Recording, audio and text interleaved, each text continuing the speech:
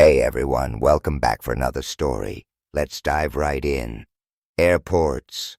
Mark Sterling loathed them, a necessary evil for his line of work, but that didn't mean he had to enjoy the experience. Airports.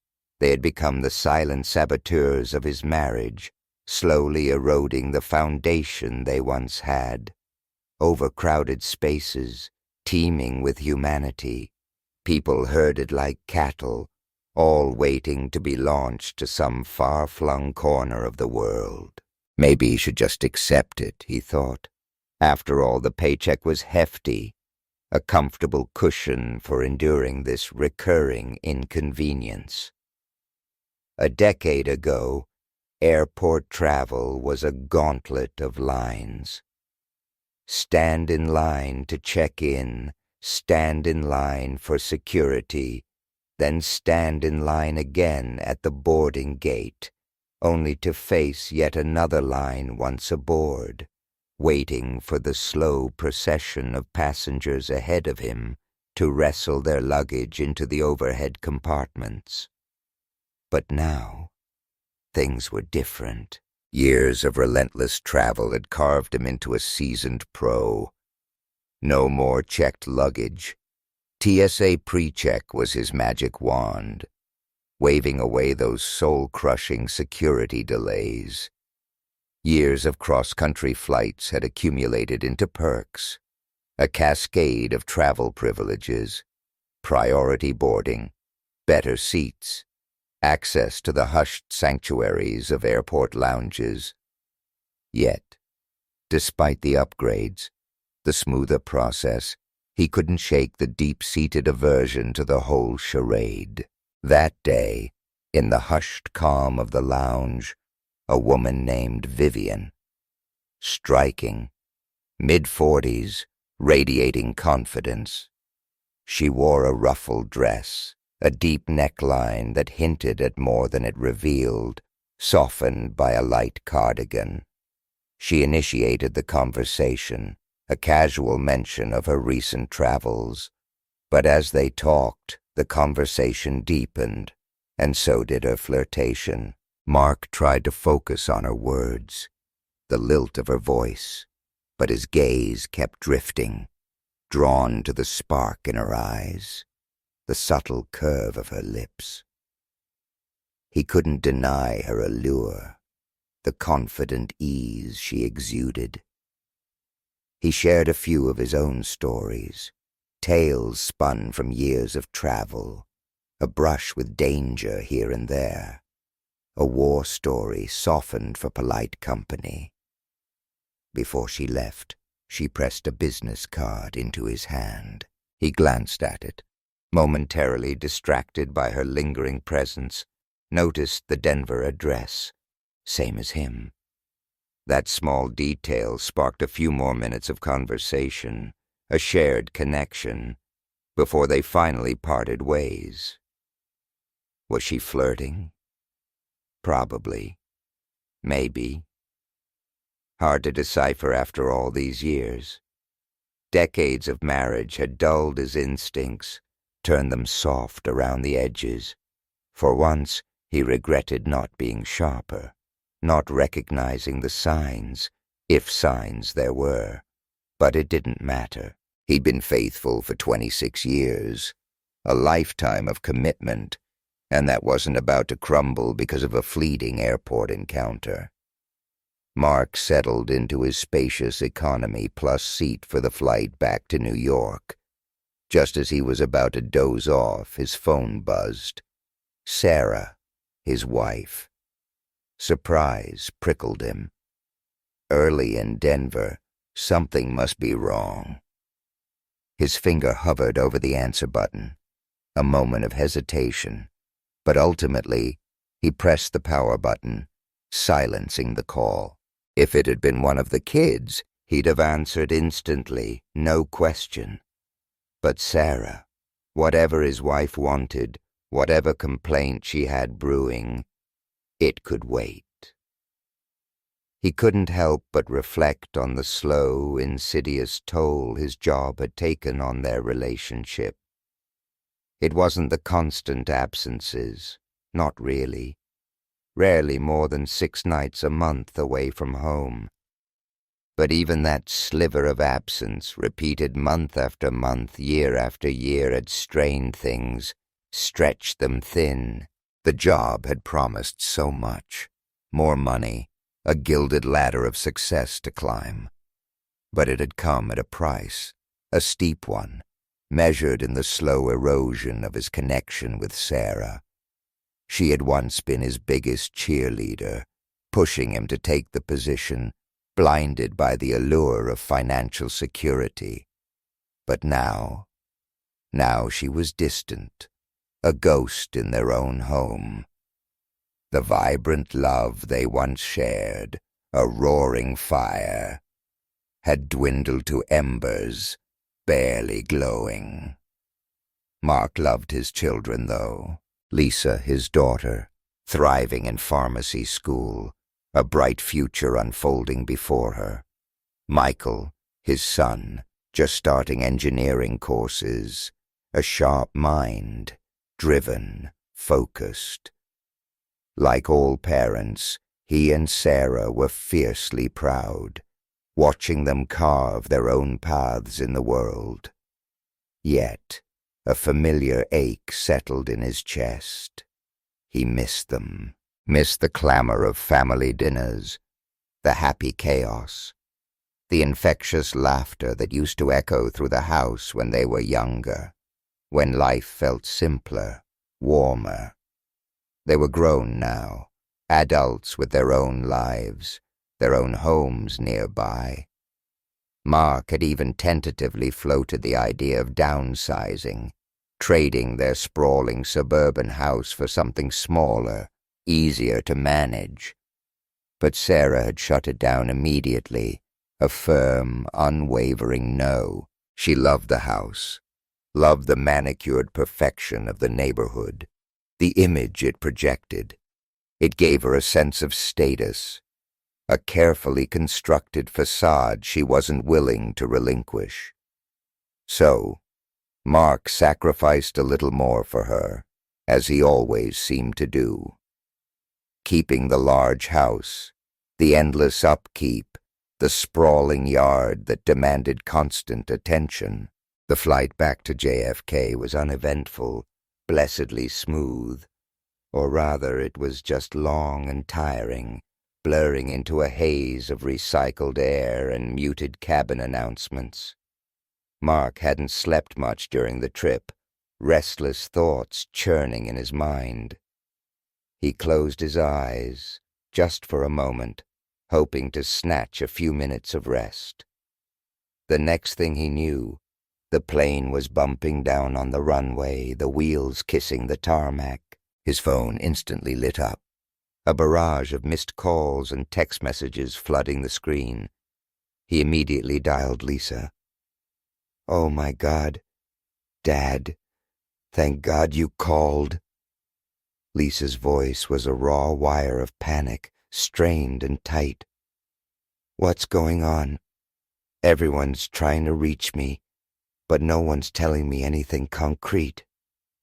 Mark's voice was tight with a sudden, cold dread. "I'm not going to say anything over the phone, honey. Come by my place. Michael will be here too." "I'll explain everything when you get here." Tyler's heart sank like a stone. "Is everyone okay? Your mom? Michael?" "Dad, I'm so sorry." Lisa's voice cracked, tears threatening to spill over. "It's a huge mess, but no one's hurt. Well, no one we love. We'll talk when you get here."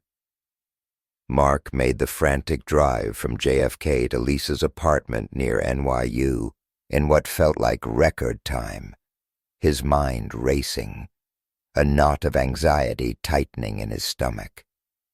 He banged on the door, a hurried, impatient knock. Lisa opened it almost instantly, her eyes red-rimmed, tears welling up again as she pulled him into a tight embrace. Michael, his son, was sitting heavily in a chair in the living room, his usual easy-going demeanor replaced by a solemn, serious expression that mirrored Mark's own growing unease. Mark's heart hammered against his ribs. "What happened, honey?" he asked Lisa, his voice thick with concern. "Oh, Daddy, I'm so sorry." "It's a huge mess, a complete disaster," Lisa replied, her voice choked with tears she couldn't hold back any longer. Michael finally spoke, his voice low and calm, a stark contrast to Lisa's emotional outburst. "It's like a big bizarre mess, Dad. We never meant for this to happen, not like this. But here we are." "Tell me what happened," Mark urged, his voice strained, trying desperately to keep his own emotions in check, to remain the steady anchor in the swirling storm of their fear and distress. Lisa hesitated, took a shuddering breath, then the words tumbled out in a rush, a torrent of confession. "It started about a month ago, when you were on your last trip to Boston. I was going to visit Mom during lunch, just a quick visit, and as I approached the house, I saw this Tesla pulling into the garage. I didn't recognize the car, and it just felt strange. I saw the lights on in the house and shadows moving inside the garage. Someone was definitely in there. I called Mom, but she didn't answer." Tyler's mind raced, piecing together fragments of unease, a growing sense of dread. "You saw someone at the house?" Lisa nodded, her eyes welling up again, tears tracing paths through her makeup. "I didn't think anything of it at first, just assumed it was a neighbor or something. But then, I don't know, I had this feeling, this really strong feeling that something was wrong. I tried calling her again a few times, but she never picked up. And after that, things just started to spiral out of control." Michael leaned forward, his voice steady, adding details to Lisa's frantic narrative. "You see, that Tesla, it wasn't just some random car. It belonged to one of Mom's associates, someone from her charity work, some fundraising thing she's involved in." Tyler's heart sank, a cold weight settling in his chest. "What are you saying?" "Dad, we don't know the whole story yet," Lisa interjected quickly, trying to soften the blow, to cushion the impact of what they were about to reveal. "But it's not good. Mom has been keeping secrets, big secrets, and this is bigger than we ever imagined." Tyler stood there stunned, processing the fragmented information, his mind spinning, trying to grasp the implications. "What exactly are you telling me?" Lisa took a deep breath, steeling herself, then spoke softly, her voice barely above a whisper. "It's like a snowball, Dad. One thing led to another, and now we're in the middle of it, buried in it." I waited a few more minutes after I saw the car, then called her again. When she finally answered, I asked if she was home. She said she was still at work and would talk to me later. I knew she was lying. I could hear it in her voice. So I hung up, parked down the street, out of sight, and kept an eye on the house, trying to figure out what to do. After a while, I quietly moved my car closer, crept up to the house, and peeked through the garage window. Mom's car was there, along with the Tesla. That was enough. A wave of fury, a cold, burning anger just washed over me. I went back to the car, called Michael and told him everything I'd seen. I had to know who was with her, I needed to see his face.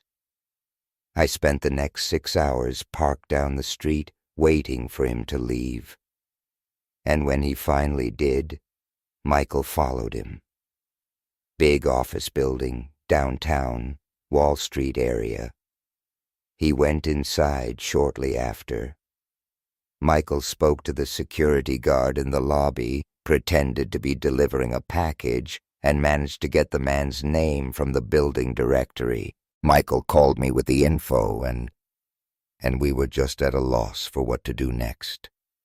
The next day, I called Mom, really upset, confronted her about why she hadn't answered me earlier, why she'd lied. And after that, things between us just grew colder, more distant.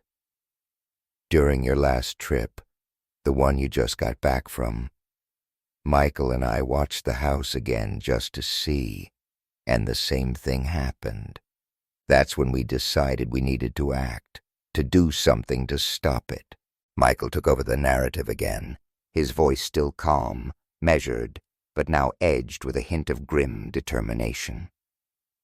Michael took the lead, Lisa said, almost gratefully handing over the burden of the story. I was there when you checked the smoke detectors a few weeks ago, remember? And when I noticed the detector in the garage, I had an idea.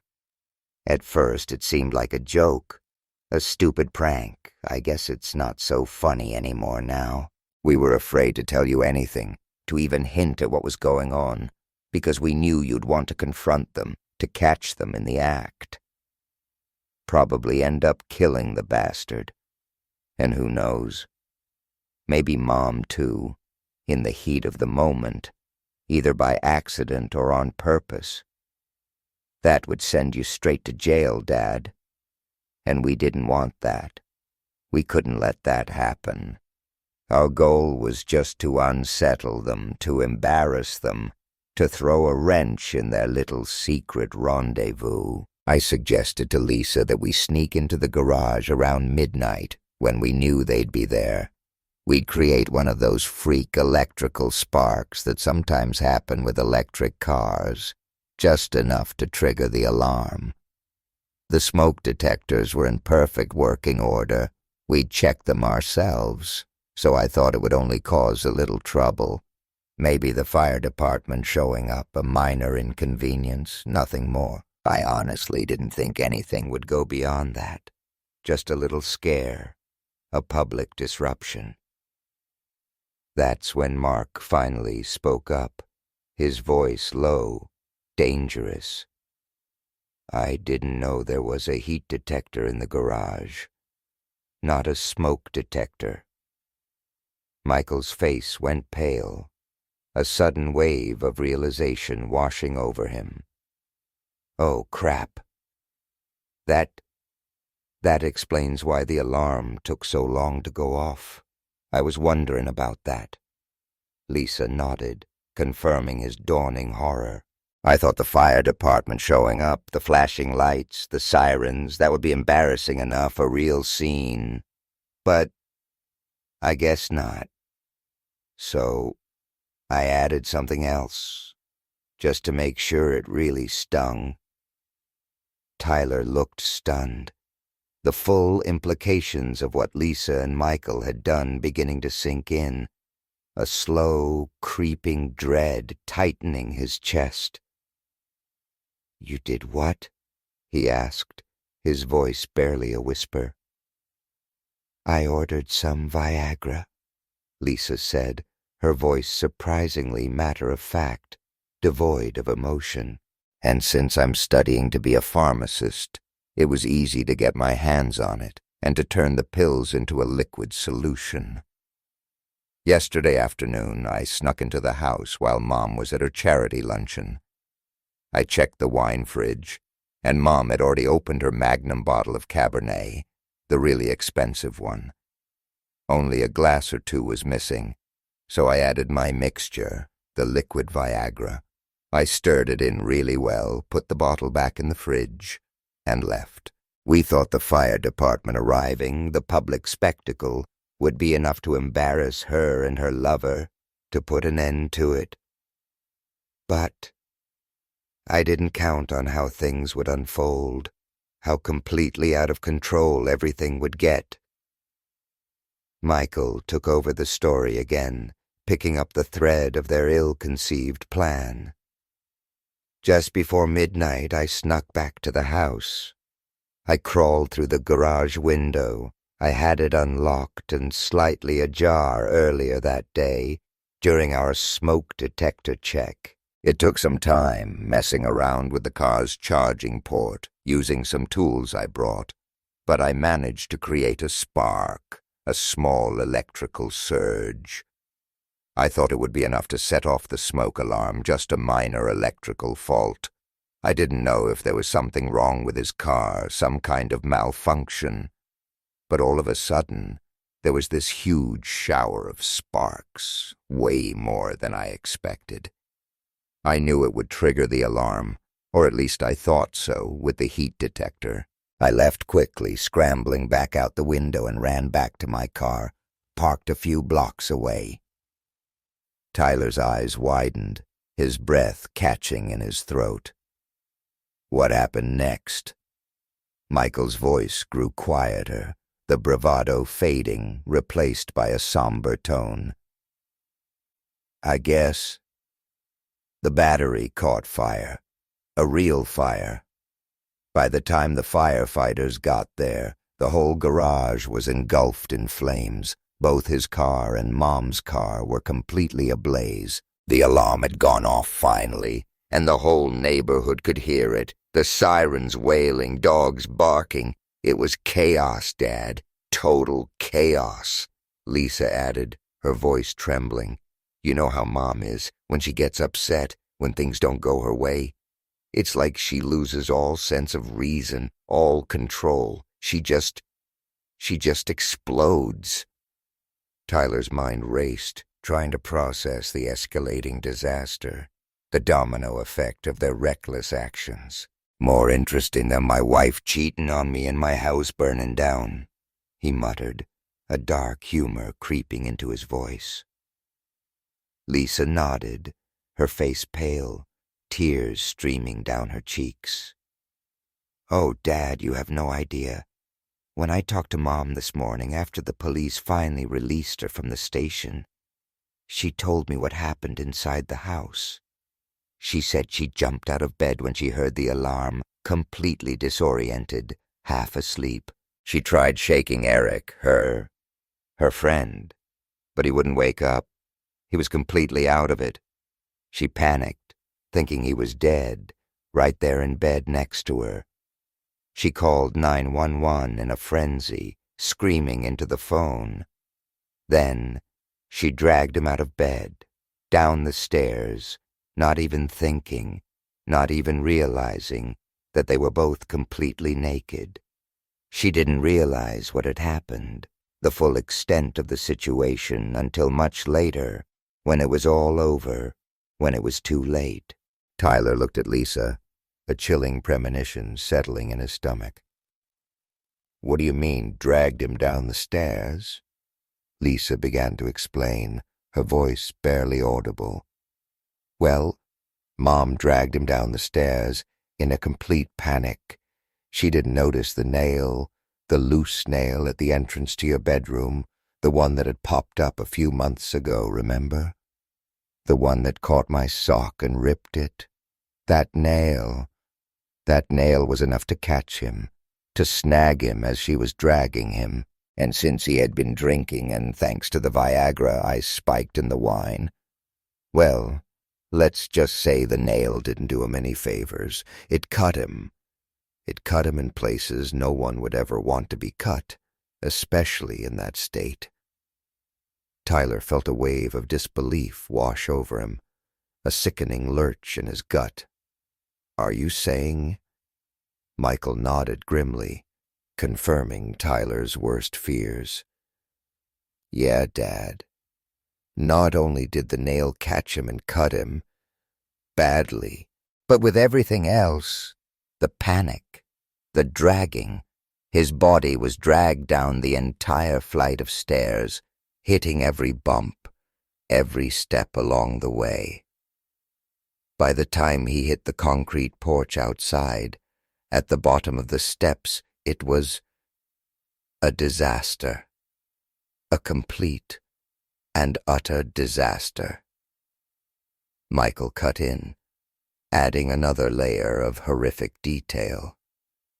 I didn't feel too bad for the guy, honestly. Not after what he was doing to you, to Mom, to our family. But that's when things got really, really embarrassing. Even more than the fire and the nakedness. The whole neighborhood was awake by then, drawn out by the sirens and the commotion. And Mom, still in shock, still completely naked, kept dragging Eric, still naked, through the front door, out onto the porch. Didn't even realize the spectacle she was creating. Timothy from across the street. You know Timothy, the busybody? He recorded the whole thing on his phone, the entire scene. Mom dragging Eric, naked as the day he was born, his head bouncing off the concrete steps with every pull. He sent it to me this morning. Want to see it? Tyler stared in disbelief, numb with shock. Michael held out his phone, the video playing. There, in horrifying clarity, was Sarah, his wife, dragging Eric, his limp, naked body bouncing down the steps. A grotesque, humiliating spectacle unfolding in the cold morning light. "Oh my God," Tyler muttered, his voice hollow, watching the graphic scene unfold on the small screen. The utter humiliation, the public exposure. The fire department arrived just after that.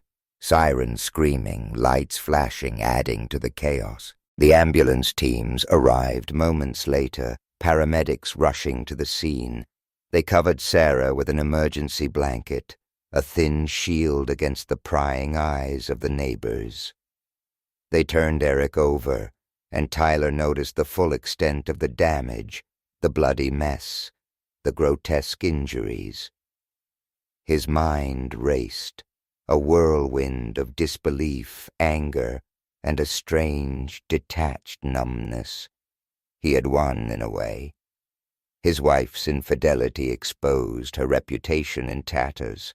But at what cost? The whole neighborhood had witnessed everything. The most intimate, humiliating details of their lives laid bare for public consumption. The consequences of their actions, of everyone's actions, were irreversible, a catastrophic chain reaction set in motion by a childish prank.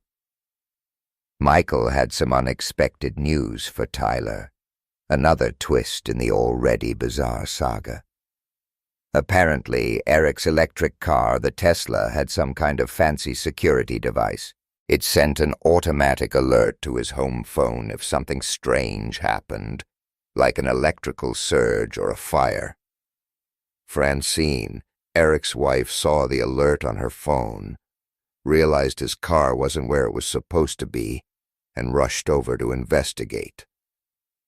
Tyler listened intently, the pieces of the puzzle clicking into place, forming a picture of complete and utter disaster. Michael continued. I watched as the paramedics tried to bring Eric to consciousness, but he was still completely out of it, unresponsive.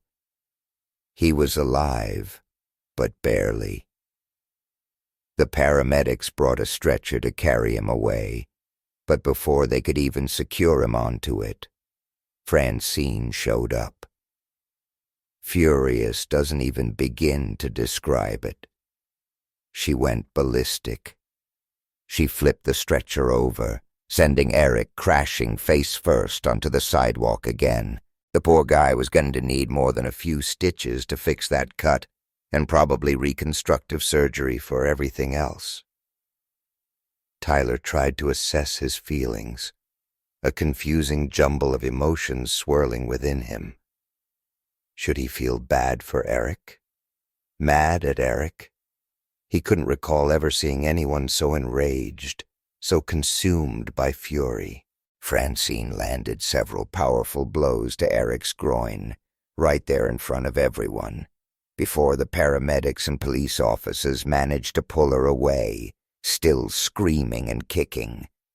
As they lifted Eric back onto the stretcher, finally securing him this time, Tyler noticed something unsettling, something almost surreal amidst the chaos. Eric's, his manhood still bleeding profusely from the nail injury, now looked crooked, grotesquely distorted, a stark contrast to how it had appeared just moments before. Tyler couldn't help but wonder if Eric had finally woken up, even for a fleeting moment, when they attempted to fix it, to straighten it out. He sincerely hoped so, for the man's sake. Sarah stood frozen in shock, wrapped in the emergency blanket, a statue of shame and humiliation. The neighbors, at least a dozen of them, stood watching the spectacle unfold, their faces a mixture of morbid curiosity and open judgment. Francine wasn't done with Sarah yet. She lunged at Sarah again, but instead of hitting her, she grabbed the flimsy emergency blanket covering her, ripping it off with a violent tug, leaving Sarah completely exposed to the judging eyes of the entire neighborhood. It wasn't long before another blanket was found, and Sarah was quickly recovered, but the damage was done, the image seared into the memories of everyone who had witnessed it. Tyler, still standing across the street, a detached observer in his own life's unraveling, thought to himself, a flicker of dark humor in his mind, "Damn, I'm gonna miss those breasts." But the neighbors, he knew, definitely didn't miss them, or Sarah's grooming habits or lack thereof. He winced inwardly as it became brutally clear that Sarah's personal grooming, or the absence of it, was no longer a private matter, a hidden detail of their marriage. It was now a public spectacle, another layer of humiliation added to the already overflowing pile. As the police arrived in force, sirens cutting through the morning air, the flames in the garage were mostly under control, although Eric's car still sparked and smoldered ominously. Francine, practically foaming at the mouth with rage, screamed at the officers to arrest Sarah, demanding immediate justice. The officers, visibly confused and overwhelmed by the sheer absurdity of the situation, were unsure of the exact charges, but they cautiously led Sarah, clearly shaken and traumatized, to the back of a patrol car, separating her from the enraged Francine and the gathering throng of onlookers who were now whispering and pointing, their phones recording every detail of the unfolding drama. Lisa piped up, adding another crucial piece of information to the already unbelievable story. We knew Eric was married to Francine, of course. Everyone in Mom's charity circle did. But we didn't know.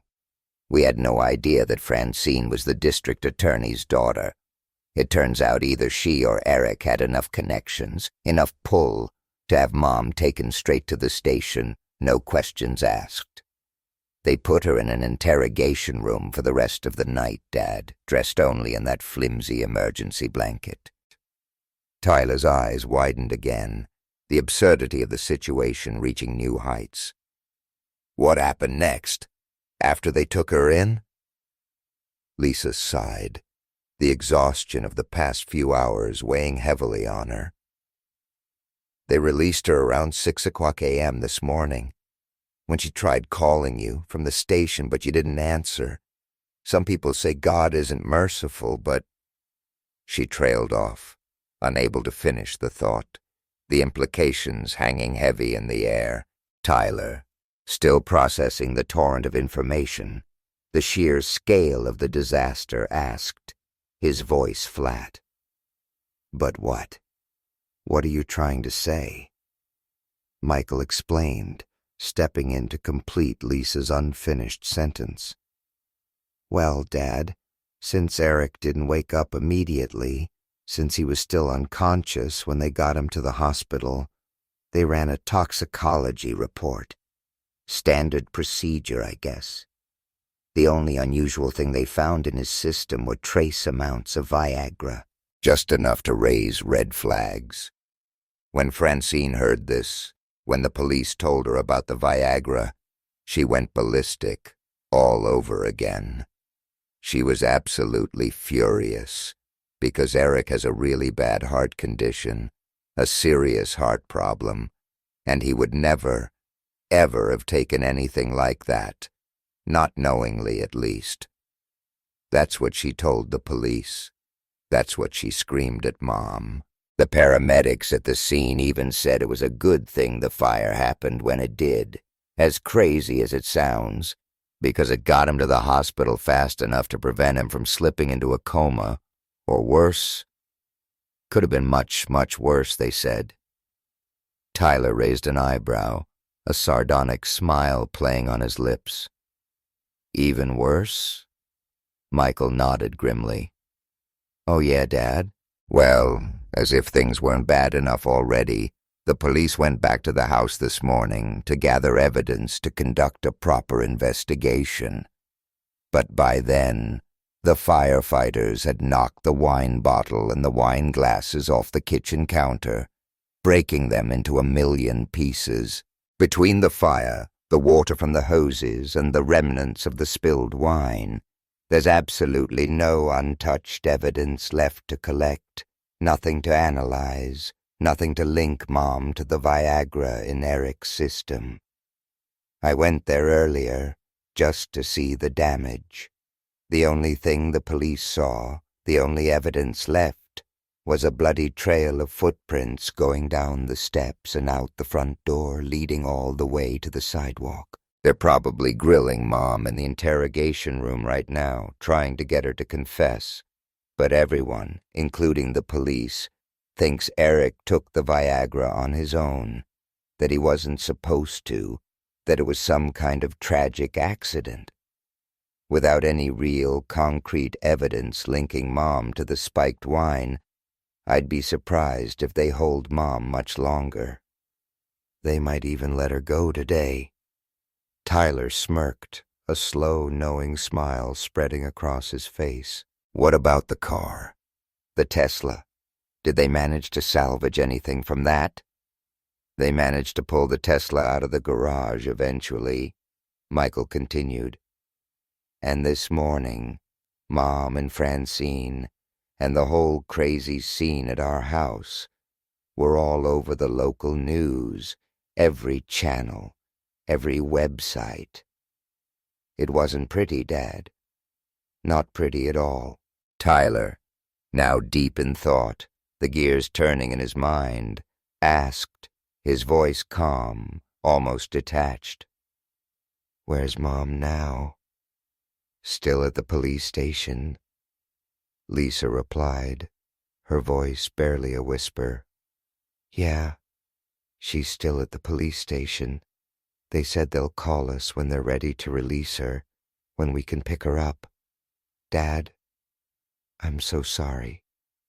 We should have just told you what we were doing, what we were planning. We were so angry, so blinded by rage, and in the end, we just made everything worse.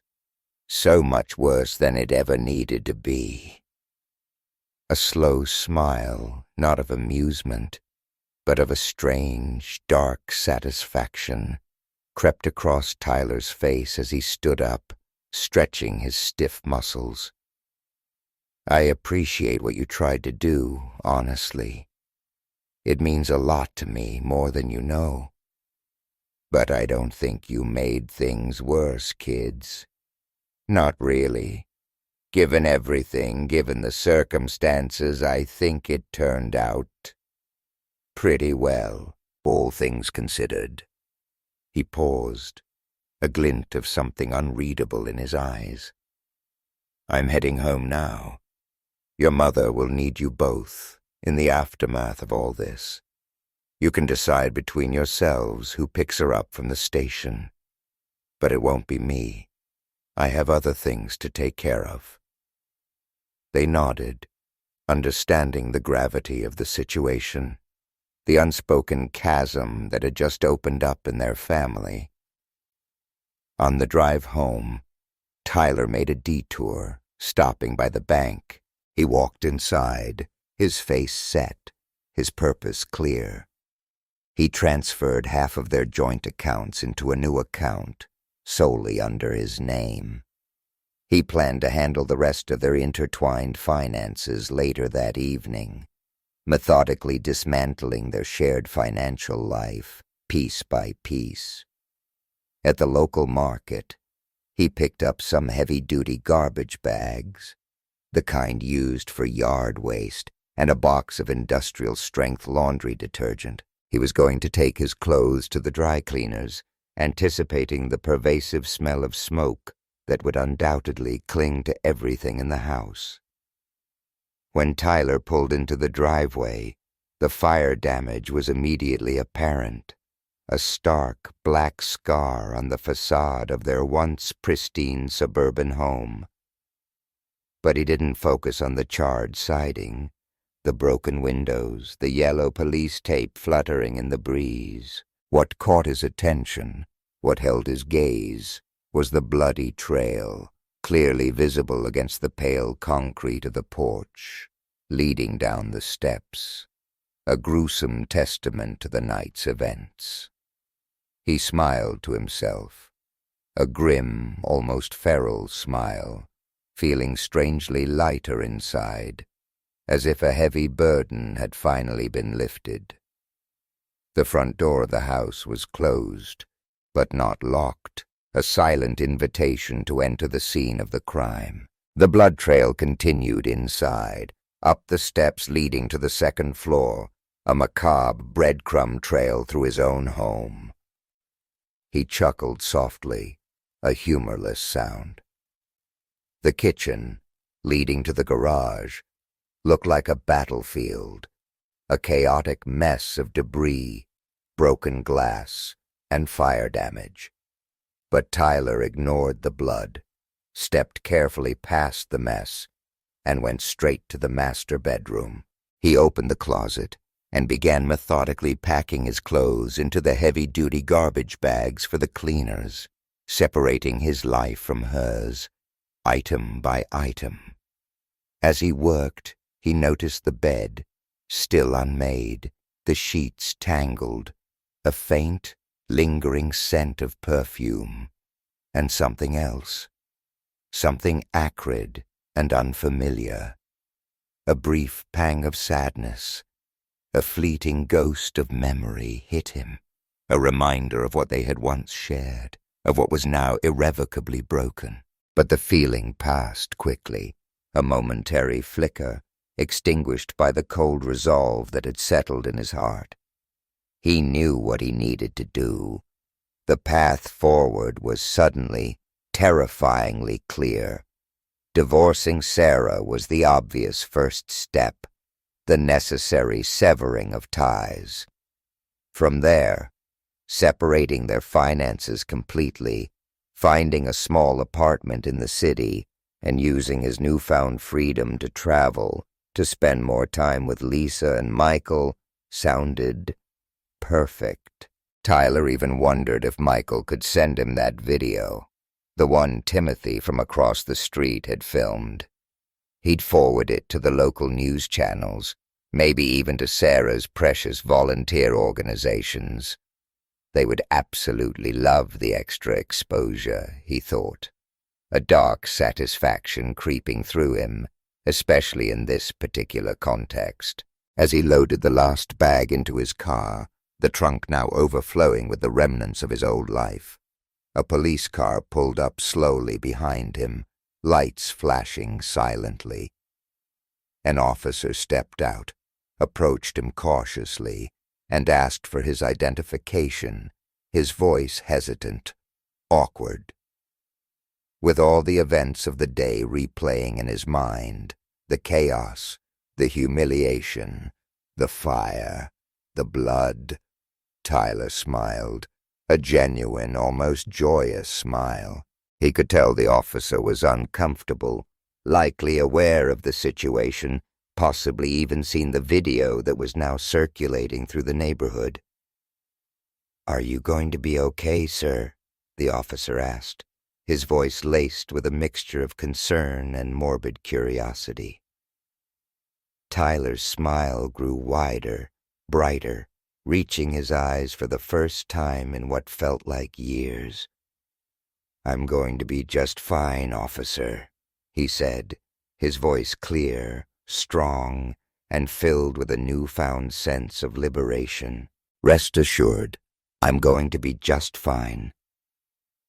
As the police car drove away, Tyler stood there for a moment, taking a deep breath of the crisp morning air, the scent of smoke still lingering in the neighborhood.